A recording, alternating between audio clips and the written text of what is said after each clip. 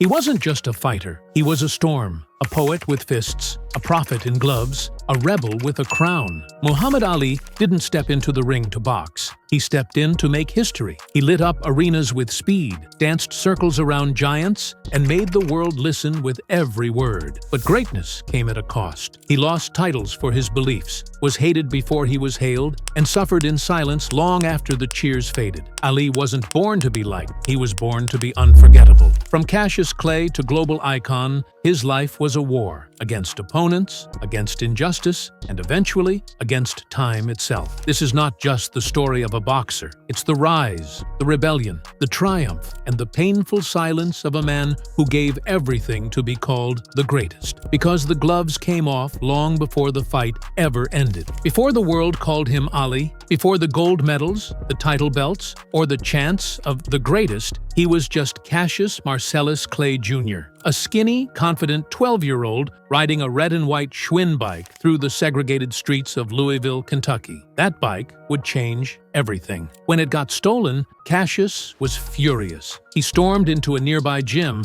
demanding to fight whoever took it. The officer there, Joe Martin, didn't laugh. He handed Cassius gloves. "If you're gonna whoop someone," he said, "you better learn how." That was the first spark. From then on, boxing became his obsession. He trained every day, shadowboxed at bus stops, skipped rope in alleys. His mouth moved faster than his fists, and that was saying something. He predicted rounds before the fights, taunted opponents with rhymes, and called himself the greatest before anyone else dared believe it. But in the background was a deeper story. A black boy growing up in Jim Crow America. Restaurants refused to serve him. He watched his father rage against the TV during civil rights speeches. Once, after returning home from the Olympics with a gold medal around his neck, he was denied service at a local diner. The medal, according to some, ended up at the bottom of the Ohio River. That fire, that fury, that came from experience. By 18, Cassius Clay was already a Golden Gloves champion and Olympic gold medalist. Charismatic, loud, beautiful in the ring. He didn't fight like the others. He moved like water. No one had ever seen a heavyweight float the way he did. He didn't just win fights, he performed them. And when he turned pro in 1960, the boxing world didn't know what to do with him. He wasn't humble. He wasn't quiet. He was a walking quote machine. Reporters called him cocky. Old school trainers called him reckless. But he kept winning. And by 1964, at just 22 years old, he had earned a title shot against one of the most feared men in boxing, Sonny Liston, the champ who looked like a mob enforcer and hit like a wrecking ball. No one gave Cassius a chance. He wasn't supposed to win. He wasn't supposed to belong. But when that bell rang, the world was about to meet someone it could never forget. February 25th, 1964, Miami Beach. Under the humid lights of the convention hall, Cassius Clay shocked the world, not just by beating Sonny Liston, but by dismantling him. He danced, he jabbed, he slipped punches like he had seen them in slow motion. And in the 7th round, Liston quit on the stool. The crowd went silent. Clay didn't just win, he humiliated the monster. "I shook up the world," he screamed to the cameras. "I'm the greatest. I'm pretty, and I can't be beat." The boxing world didn't know what to do with him. They called him arrogant, a clown, a sideshow. But behind the headlines, something bigger was brewing. The next morning, Clay stood beside Malcolm X and announced he had joined the Nation of Islam. A few days later, he confirmed what rumors had been whispering. Cassius Clay was no more. His new name, Muhammad Ali. And with one sentence, he set fire to the American sports establishment. Reporters refused to call him Ali. Promoters tried to shame him into silence. Fans turned. Death threats flooded in. He was called unpatriotic, un-American, a puppet, a traitor. But Ali didn't blink. For him, this wasn't about publicity. It was about power. For the first time in sports history, a black athlete wasn't just standing on a podium. He was rewriting the rules, refusing the slave name, refusing to smile on command. He wasn't just fighting in the ring anymore. He was fighting for identity, and the ring responded. He defended his title again and again. Floyd Patterson, George Chuvalo, Henry Cooper. Each fight wasn't just a bout, it was theater. He danced, taunted, and floated like a man with a higher calling. But the louder his voice grew, the more powerful his enemies became. Behind closed doors, government eyes were watching. J. Edgar Hoover's FBI had files on him. His connection with Malcolm X made him a target. Political pressure was mounting. And when the Vietnam War escalated, the machine that Ali had been defying decided to strike. They couldn't beat him in the ring, so they came for his freedom instead. In 1967, Muhammad Ali was at the height of his powers. Undefeated, undisputed, untouchable. And then he said one sentence that changed everything. "I ain't got no quarrel with them, Viet Cong." When Ali refused to be drafted into the U.S. military, citing religious beliefs and opposition to the war, the backlash was immediate and brutal. Titles stripped, license revoked, banned from boxing. Sponsors pulled out. He went from hero to villain overnight. 3 years earlier, the same country had paraded him for Olympic gold. Now, it painted him as a coward. Politicians called him disgraceful. White America turned its back. And even some in the black community questioned his defiance. But Ali didn't flinch. He stood tall, holding press conferences, speaking at colleges, quoting scripture. "Why should they ask me to put on a uniform and go 10,000 miles from home to drop bombs on brown people in Vietnam, while so-called Negro people in Louisville are treated like dogs?" He wasn't just a boxer anymore. He was a lightning rod. He was convicted of draft evasion and sentenced to 5 years in prison, though the decision was appealed. In the meantime, he couldn't box, couldn't earn a living. For 3.5 years, he was exiled from the sport he had once ruled. And yet, in that silence, his legend grew louder. College students rallied for him. Civil rights leaders praised his courage. Musicians wrote songs about him. The athlete once labeled arrogant was now seen as principled, brave, unbreakable. He became more than a fighter. He became a symbol. By the time the Supreme Court overturned his conviction in 1971, the world had changed, and so had Ali. But boxing had moved on too. There was a new champion, Joe Frazier, a bulldozer with fists, quiet, humble, dangerous. The two were destined to meet, not just as fighters, but as symbols. Ali, the rebel; Frazier, the establishment's new favorite. The build-up was fierce, personal, ugly, and the fight historic. The exile was over, but the war had just begun, and the fight of the century was waiting in Madison Square Garden. March 8, 1971. Madison Square Garden, two undefeated titans. One ring, the world stopped. Ali versus Frazier, the fight of the century. It wasn't just about belts, it was about belief. Ali, the rebel exiled for speaking truth to power. Frazier, the blue-collar workhorse, carrying the heavyweight crown. America was divided, and so were the fans. Civil rights leaders backed Ali. Conservative pundits rooted for Frazier. The undercurrent wasn't just racial. It was generational, cultural, political. Ali talked a lot. He called Frazier an Uncle Tom, mocked his intelligence, and painted him as a pawn of white America. The words cut deeper than gloves ever could. It wasn't hype, it was personal. When the bell rang, it felt like history exhaling. The early rounds belonged to Ali. He moved, he jabbed, he danced. But Frazier didn't blink. He kept pressing forward, head low, fists high, absorbing punishment and returning fire. Round after round, Ali's movement slowed. His body remembered exile. His legs, once his magic, began to fade. By round 11, the tide had shifted. And in the 15th, the final round, Frazier uncorked a left hook from hell. Ali went down for the first time in his career. He got up, but the message was sent. Frazier won by unanimous decision. Ali's undefeated record was gone. And for the first time, he wasn't the hero. He was the humbled, but he didn't break. He trained harder, took fights others avoided. Jerry Quarry, Ken Norton, who broke Ali's jaw and still lost. Then a rematch with Norton. Then a rematch with Frazier in 1974. This time, Ali won. Not by knockout, not by domination, but by grit. He was reinventing himself. No longer the lightning-quick dancer. Now, he was the tactical veteran. The man who could take punishment, study his opponent, and find the moment. And soon, that moment would come. A stage bigger than any before. An opponent more feared than Liston. An entire continent watching. George Foreman, young, undefeated, destroyer of Joe Frazier, crowned as invincible. The fight would be in Zaire, and Ali was ready to make history again. He wasn't faster, he wasn't stronger, but Ali had one weapon left no one could measure: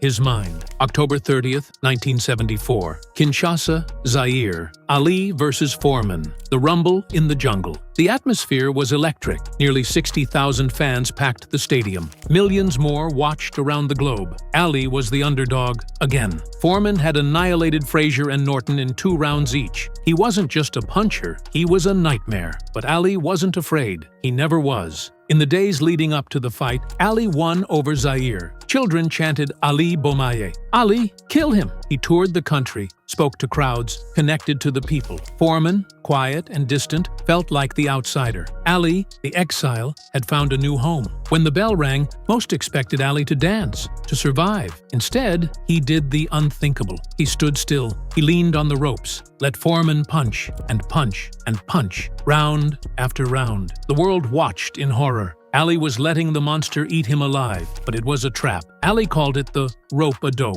He absorbed Foreman's power, all while whispering insults in his ear. "Is that all you got, George?" By round 5, Foreman was exhausted. By round 7, he was swinging like a drunk. Ali, still standing. In round 8, Ali exploded off the ropes. A flurry, a right hand, and Foreman fell. The giant was down. For the first time ever, the crowd erupted. Ali didn't just win, he outsmarted the unbeatable. And in that moment, he reclaimed everything. His title, his legacy, his voice. He wasn't just the greatest talker, he was the greatest thinker, the greatest warrior. He didn't beat George Foreman with muscle, he beat him with magic. But magic has a price, and Ali's wars were far from over. There was still one more lion in the jungle. Joe Frazier was waiting. Again. If Ali and Frazier's first fight was war, and the second was revenge, then the third, it was pure hell. October 1st, 1975. Manila, Philippines. The Thrilla in Manila. It was 120 degrees inside the arena. No air circulation, just heat, sweat, and venom. Ali called Frazier a gorilla in pre-fight promotions, a cruel, racially charged insult that haunted Frazier for life. The tension between them had boiled over. This wasn't for belts. This was for something deeper: respect, pride, legacy. From the opening bell, it was brutal. No dancing, no games, just violent. Ali landed clean jabs and combinations early. Frazier, blind in one eye, kept marching forward, digging hooks to the body, breaking down the bigger man. By round 10, both men were swollen, bleeding, gasping. By round 12, Frazier's eyes were nearly shut. Ali's body was convulsing from fatigue. He whispered to his corner, "This is the closest I've ever felt to dying." Round 14 came. Ali summoned everything he had, firing off vicious combinations. Frazier's corner watched in horror. Their fighter couldn't see, couldn't defend. Trainer Eddie Futch made the decision. He threw in the towel. Ali collapsed in his corner, victorious, barely conscious, as close to death as a man can be inside a ring and still survive. Later, Ali would call Frazier the greatest fighter he ever faced. But the damage was permanent, not just physically, emotionally, spiritually. Both men left something in Manila they would never get back. Ali had won the war, but it nearly cost him everything. The legend was complete, but time was undefeated, and now it had Ali in its sights. After the Thrilla in Manila, Muhammad Ali stood alone atop the mountain. 3-time heavyweight champion, conqueror of Foreman, survivor of Frazier. He was no longer just a fighter, he was a living myth. But myths don't bleed, and Ali did. In the years that followed, the price of glory came due. Ali should have walked away. He knew it. His team knew it. But his pride wouldn't let him. The world still wanted him. The cameras still loved him. And he still believed there was more to prove. He took fights that didn't need to happen. Some were victories, like the rematch with Ken Norton, but each one chipped away at something sacred: his speed, his reflexes, his rhythm. In 1978, it finally happened. A 24-year-old Leon Spinks, with just 7 pro fights, beat Ali by split decision. The world gasped. Ali looked old, slow, vulnerable, but in classic Ali fashion, he trained hard, dialed back the circus, and came back later that year to reclaim his title in front of 63,000 fans in New Orleans. He became the first man to win the heavyweight title 3 times. It should have been his ending, his curtain call. But the fighter inside him wasn't ready to die. 2 years later, in 1980, he returned once again, this time against Larry Holmes, his former sparring partner. Younger, stronger, sharper. What happened in the ring was hard to watch, Holmes didn't celebrate. He barely smiled. He broke down in tears after the fight. "I love Ali," he said. "I didn't want to do that to him." Ali had taken over 200 punches and landed barely 20. The corner stopped it in the 10th round. It was the only time in his career he lost without going the distance. Still, Ali returned once more in 1981 at age 39 against Trevor Berbick. Another loss. The final loss. It was over. Not with fireworks, not with a farewell tour, but with silence, swelling, and the realization that even the greatest can't outrun time. But Ali's biggest fight wasn't over. It just wasn't in the ring anymore. It was in his brain, and it was coming fast. In 1984, Muhammad Ali stood in front of a podium. His voice trembled. His hands shook. He spoke slowly, carefully, fighting every syllable. He had Parkinson's disease. The same hands that had once moved faster than the eye could see now quivered without command. His sharp tongue, once a weapon as mighty as his fists, was fading into a whisper. The king of movement was now at war with his own body. It was heartbreaking, but it wasn't the end. Ali didn't disappear. He didn't retreat from the world. In fact, he became more visible, more powerful in silence than he ever was in sound. He traveled the world, now as a humanitarian, visiting war zones, speaking to children, advocating for Parkinson's research. He met with Nelson Mandela, spoke with world leaders, comforted victims of famine and war. And in 1996, the world watched with bated breath as Ali lit the Olympic flame in Atlanta. His body shook, but his spirit stood firm. It was one of the most iconic moments in Olympic history, a trembling hand lighting a fire for the next generation. The crowd cried. So did the world. Even in decline, Ali inspired. He redefined strength, not as domination, but as endurance, not as speed, but as dignity. The man who once shouted his greatness now whispered his wisdom, and people listened. He made rare public appearances through the 2000s, always gracious, always smiling. Fans didn't see a fallen icon. They saw a fighter still standing. Behind the scenes, his condition worsened. He needed help eating, dressing, moving, but he never complained. He never sought pity. Because Ali didn't fear sickness. He didn't fear death. He feared being forgotten. And that, above all, would never happen. The body was breaking, but the legacy? That was just getting started. On June 3rd, 2016, Muhammad Ali passed away at the age of 74. The world stopped again. Not for a celebrity, not for a sports figure, but for something far bigger. A cultural giant whose impact stretched far beyond boxing, race, or politics. His funeral was held in Louisville. Over 100,000 people lined the streets. A procession of cars passed through his childhood neighborhood. Children waved signs. Old men cried. There were no opponents that day, only mourners. Kings, presidents, pastors, and prize fighters all paid tribute. Bill Clinton spoke. Billy Crystal cracked a joke through tears. Mike Tyson stood in awe.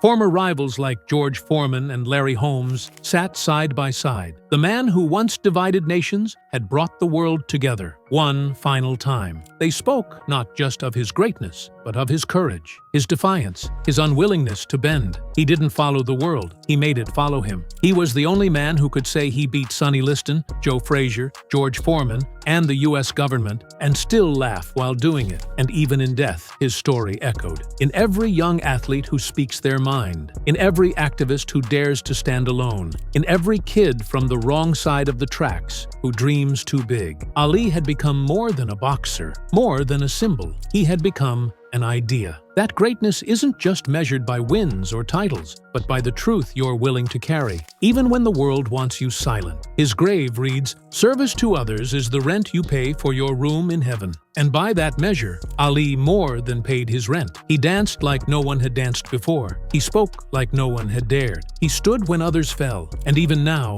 long after the gloves came off, Muhammad Ali is still fighting, in memory, in culture, in every whisper of courage, because legends don't die, they echo. In the end, Muhammad Ali didn't need a ring to be a fighter. He didn't need a title to be a champion. The battles that defined him weren't always against men with gloves. They were against injustice, against silence, against fear. He showed us what it meant to speak when the world demanded quiet, to move when your body says no, to believe even when the cost is everything. Ali taught us that greatness isn't handed down. It's built, one risk, one blow, one sacrifice at a time. He gave us brilliance. He gave us beauty. He gave us pain. And he gave us truth. The fists have long stopped flying. The voice has long gone quiet. But somewhere, in a gym, in a march, In a hospital room, in the mirror of someone trying to be brave, Ali is still dancing.